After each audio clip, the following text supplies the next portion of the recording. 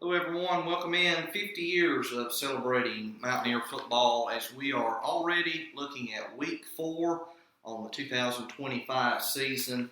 And guys, a lot to cover here today as no broadcast last week at Andrews. So we're going to get a little bit of a recap first on that game, and we'll talk a little bit more later on about some history of Mountaineer football and this upcoming game against Robbinsville. Brody Miller, Ricky Duncan, Chris Pittman, Danny Willis, glad to be here with you today. And before we get started, our trivia question for the week, let you be pondering on that as we move forward. We'll answer it at the end. The first playoff appearance for Mitchell High football, what year? And we'll also throw in who was the head coach of that team. First playoff appearance for Mitchell High School. Danny, first off, you got some stats for us from last week as Mitchell traveled to Andrews and had a 38-7 win there. Good win. We had 16 first downs. We had 35 rushes for 385 yards, which averaged over 10 yards a carry. We was 5 for 8 for 92 yards in passing. We ran 43 total plays for a total of 477 yards. We dominated from the get-go. We did have 2 fumbles and lost them. 7 penalties for 57 yards. Lead rusher was Kai Pittman, 7 rushes for 142. Hayden Webb had 7 for 88. Owen Woody had 5 for 60, and Bryson Stafford had 9 for 41. And Owen Riddle was 5 for 92 with 1 touchdown, being about a 50-yarder. Receiving yards, Ryan Robinson was 2 for 13, and Isaiah Turner had the big one, 1 for 50. Let's see, leading tacklers, I believe. Right here they are for you. All right. Leading tacklers was Aiden Kendall had 6, Adam White had 5, Owen Woody had 5, Alex Wences had 3. At halftime, we were up 31-0, and in the second half, the first team came out, scored a touchdown, and they never saw the field again, which was good for all of our backups that got a lot of great playing time. Right. Well, it could have been as bad as we wanted it to be, honestly. And Chris, you were there. I know you've got some comments as well. But it was good for some of our younger guys. Big plays by, you talked about Aiden Kendall there, some other young guys, Ryan Robinson, Luis Flores, big fumble, caused a fumble and recovered that. So good for some of those younger guys and some others that failed to mention. But Chris, some final comments on the game. Good win, put Mitchell to 2-1 over Andrews last week. Brody, good teams put teams that are not good away pretty early, and I think we came out with that objective, that mindset, and I think that's what we did. After the game, the Andrews coach was talking to Coach Pittman, thank you so much for not totally annihilating us and being easy on us right there. So Coach Pittman and the staff did. We're able to get a lot of guys on the field. In fact, I think every kid on the team played, and certainly congratulations to Luis, also more affectionately known as BB Flores, on that big fumble recovery there. So that made his mom, his dad, his whole family, as well as himself happy. Made the whole team happy. Made the whole team happy. Yes. So a lot of guys got an opportunity to play, and what it did is it gave us an opportunity to further evaluate some guys that might be able to contribute moving forward for the rest of the season. So it was a good night for Mountaineer football. Certainly you come away with that second win, so we're 2-1. We feel pretty good about ourselves, and came out of the game with no real significant injuries to speak of. So a good night for Mountaineer football. Again, we're 2-1. We're happy. Certainly. Well, looking in, that's your summary there. Looking in at some history of Mitchell High football. Going to be a little bit smaller of a segment this week just because we're wanting to spend some more time getting everyone up to speed there on this past week.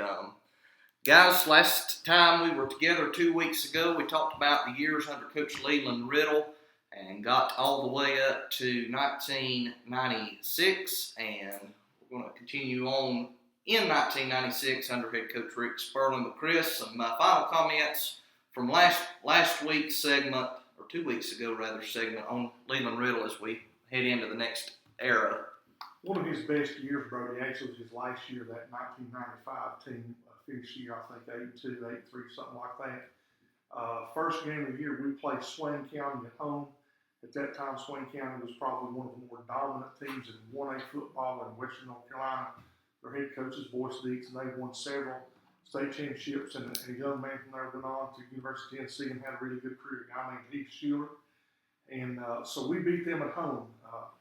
Before the next game, Coach Riddle had already went and talked to our superintendent and board of education, told him at the end of that year he was going to retire, and as such he did. So he finished up his career as a head coach on a really good note with an 8-win season. And so then after that, we transitioned to Coach Rick Sperling, and Rick had been here for a number of years.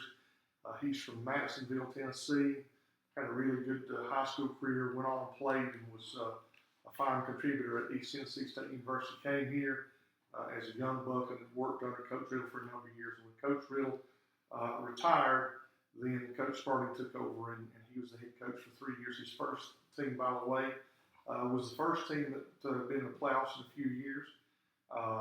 Coach Riddle's last year, we were talking here just a few minutes ago before we went to record that in years gone by, in our conference, we had an alternating situation in our conference where 1 year only one team would qualify, the next year would be two. And so Coach Riddle's last year, there was only one qualifier from our conference to go to the state playoffs. Coach Sperling's first year, it was two, and we finished second in the conference. And he took a team into the playoffs. It's been a few years. I think Ricky probably is in tune with that. I think we went down and played Mooresville. And yeah, we went on the road, Chris, down near Charlotte, like you said, and played Mooresville, or down in that area. And the first year, like you said, Coach Sperling finished 6-6, I believe it was, made the playoffs. And the one game I really remember about Coach Rick Sperling's tenure, we played at Avery, the last game of the season. You know, you guys all know, anytime you play at Avery, the last game of the season, you don't know what to expect. Freezing rain, sleet, it turned in over to snow. So that was a fun night, and I know Coach Sperling remembers that. But the thing I remember most about Coach Rick Sperling, very energetic, very accessible to the press. The kids really loved him. I mean, he was just a people person, Coach Sperling was. So he went on to be superintendent, I believe, Mitchell County Schools after his coaching career. So, you know, Rick had a fine career at Mitchell. he did, and his second and third teams, our numbers went down. When you're in rural America like we're in, oftentimes there is what they call the ebb and flow of talent, and so our talent pool kind of went down a little bit, and our numbers were low. Had some really good guys on those teams, and our coaches really worked hard with them. But he was quite possibly, when I say this is not derogatory, he was kind of a transitional coach. Held us together, got us back on solid footing, and we moved forward from there. Certainly, and after him, 1998 came Tom Merritt, and he was here until 2001, there through the turn of the century as well. Guys, anything there those 3 years after Coach Sperling? Well, Brody, Coach Merritt came here. He was like in his 27th or 8th year as a head football coach. He had coached at several high schools across North Carolina. He had coached in Fayetteville. He had coached in Stokes County. He coached in Gaston County and stuff. And he came here late in his career, kind of a militaristic kind of guy. I guess it's probably a nice way of describing Coach Merritt. He came in on the tail end of that lull of talent, where the talent pool and the numbers were down. His first year, we won one game. We beat Watauga at Watauga by 1 point, 13-12, a nail biter down to the last second. But I think Coach Merritt kind of picked the pace of the program up a bit. He worked the kids pretty hard. He was able to increase the numbers on the teams. His second and third teams finished 5 and 6. And again, after his second year, that was his 30th year, and he stayed one more year to get to 31. Quite possibly there was some financial benefit to doing that, but he stayed for that third year and finished 5 and 6. And so I think he laid the groundwork and put a lot of things in place that quite possibly Coach Charlie Snyder and Charlie was here for a number of years, and we'll talk about Coach Snyder next week. But he really got interest back in football and got the numbers up and kind of picked the work ethic back up and did some things that oftentimes they're dirty and they're not clean and they're not fun, but things that sometimes you have to do to get things back in order. And I think that Coach Merritt, while he may not have been successful on the field, he did some things to kind of put us back on the right track. Certainly. Well, guys, looking at Robbinsville this week, fourth all-time meeting between Mitchell and Robbinsville. Mitchell has a 2-1 edge there. 2017, we won in Memorial Stadium, and then traveled over there in the COVID year in the spring and played Robbinsville in the playoffs, and that was a loss. And then turned around in the fall of 2021, and we had Robbinsville back in Memorial Stadium, and that was when Mitchell later that year played for a state title in Chapel Hill. That was a big win there in later that year, and we'll talk more about that in later weeks. But on the road, another long road trip, back-to-back weeks of a long road trip, and Big Oak Stadium, a hard place to play. We talked about that last time we were over there a few years ago. So, guys, some thoughts going into this week. Ricky, tell us a little bit, maybe about that game during the COVID year. We were talking about that a few weeks ago. That was a strange year, and over there as well. Well, you were talking about the Robbinsville football program, Brody, under Coach D. Walsh. They won how many state championships, Chris? I mean, they probably hold a record in Western North Carolina for state championships. Ricky, I think Coach D. Walsh only coached them 2 or 3, but the coach who won the most there, that won literally as many as a bunch of grapes and bananas, was Coach Bob Colvin. Right. So he coached there. I think the Robbinsville dominance began in the late 60s and went into the early 80s. But Robbinsville, Big Oak Stadium, it's going to be full of black and silver fans. Brody, you went with us that year. We went over there the COVID year. It's never an easy place to play. Certainly not. I had a chance Friday while you guys went to Andrews and went on radio. I stayed home and listened to Robbinsville play Mountain Heritage. And it was broadcast on our sister station, WKYK. Not really taking anything away from Robbinsville, but this is really, they've got a new coach, I think, and this is not really the Robbinsville teams. They're good, very good, but they're maybe down just a little bit. Maybe the year for us to go over there and win at Big Oak Stadium. It could be, certainly, Ricky, and they're coming in at 1-2 as well, which this is the second year in a row that they've come in with a below 500 record to non-conference play. And so it'd be nice to go over there and take care of that. Answer that question on those state titles. Friday when we go on the air, we'll be able to update you because they're posted on the scoreboard over there. They've got every one of them listed, and it's a number, a good program. I'm thinking it's 11. Does that sound about right, Chris? Yeah, it quite possibly may be in the team. Right. But I think they probably have won more state titles in football than quite possibly any other school in North Carolina.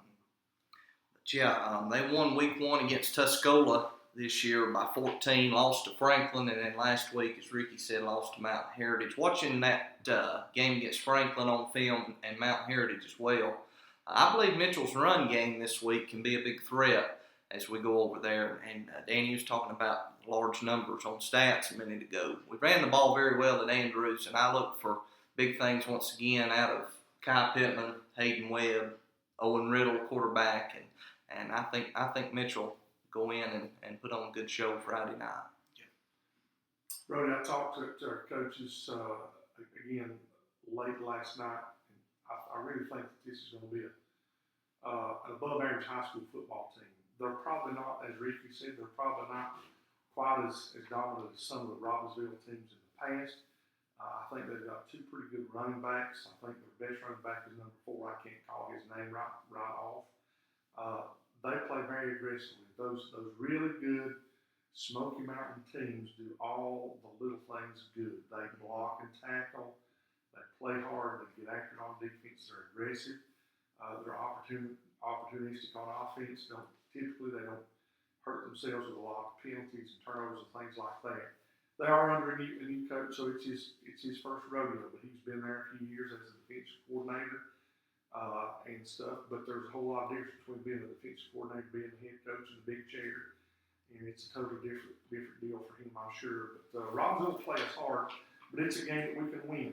I think it's a winnable game and stuff, and I think this level of competition again really helps us as we begin Western Highlands Conference play next week.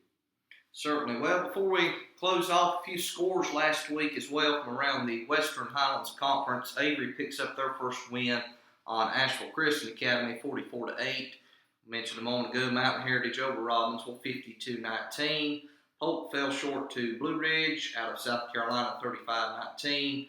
Hendersonville in a close one beat North Henderson, 32-27. Owen over Patton, 22-7, and North Buncombe defeats Madison, 42-19. Answer to our trivia question from earlier on: the first playoff appearance for Mitchell High football. Got an answer for that? Who wants to take that? Take that one, Chris. Mitchell's first team to appear in the playoffs was in 1986. They finished the regular season 9-1, qualified for the state playoffs. The first round they played East Surrey and won that game. Advanced the second round, went to Mount Airy and played them and won and beat Mount Airy up there, and then came home and played in the third round playoffs, which quite possibly may be the largest crowd to ever be in Memorial Stadium. We took on Newton Conover, and I think the final was something like 22-16 or something like that. It's a pretty close game, actually. And that may have been the largest crowd ever be at Memorial Stadium. It was that game in 1986. 3 ways you can find us here. You can find it on Facebook at Mitchell High Football, 7 o'clock hour on WTOE on Friday mornings, Bruce Soccer Morning Show, or in our pregame show. And this week we are back on the air, live coverage at Robbinsville High School beginning around 7 o'clock. And look forward to a good game the last week of non-conference play in this 2025 season. Glad you could be with us today, celebrating 50 years of Mountaineer football.